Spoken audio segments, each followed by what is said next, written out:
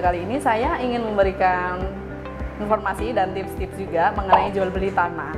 Jual beli tanahnya, kalau misalkan dalam hal ini terjadi kasus apabila teman-teman ingin menjual atau membeli tanah, katakanlah suami istri ini adalah si A dan si B, tapi sertifikat ini atas nama si B. Nah, untuk menjualnya itu diperlukan persetujuan suaminya gitu ya.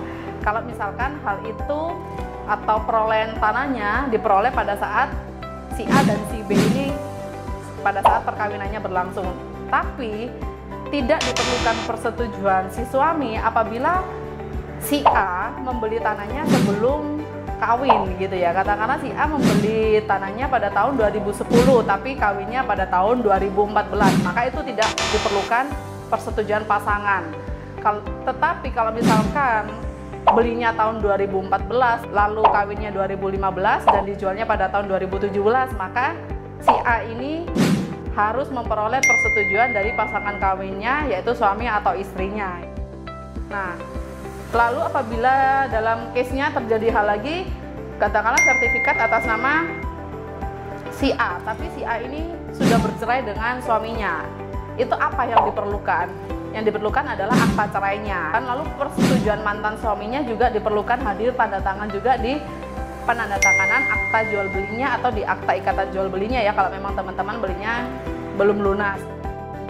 Kenapa persetujuan pasangan kawin ini diperlukan ya? Karena kalau memang dia perolehannya sebidang tanah ini pada saat perkawinan, ya tetap harus dimintain persetujuan pasangan suami istrinya, meskipun itu katakanlah ini atas nama saya kok, tapi saya belinya pakai uang saya sendiri kok.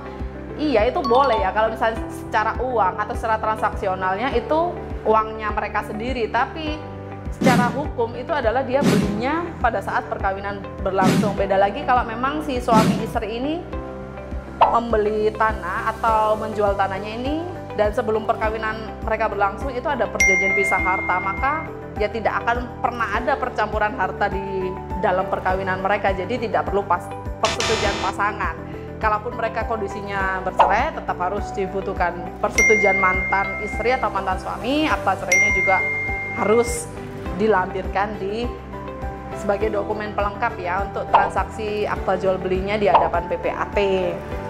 Kalau misalkan katakanlah case-nya tidak bercerai, tapi katakanlah suami berada di Surabaya, lalu si istri di Malang dan objek tanahnya di Malang, tapi suami tidak bisa hadir memberi persetujuan kepada si istri untuk tanda tangan di hadapan PPAT di Kota Malang. Itu bagaimana caranya? Itu bisa dibuatkan suatu akta persetujuan dan kuasa yang mana si suami memberikan izin, memberikan kuasa kepada si istri untuk menjual dan mengalihkan sebidang tanah untuk dijual ke orang lain.